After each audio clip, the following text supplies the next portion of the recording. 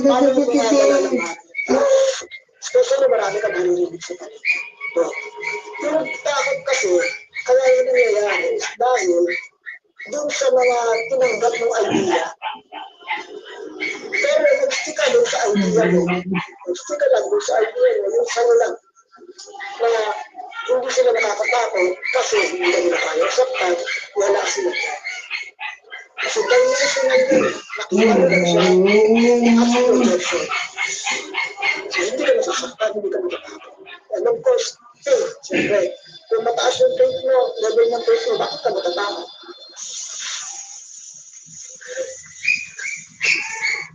Aling Linda, kumusta ang lakad mo? Nakahanap na ako ng trabaho. Makaalis na kami dito.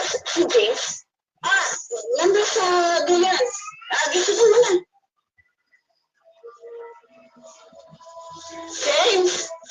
James! James! Aling Linda, wala siya doon. James?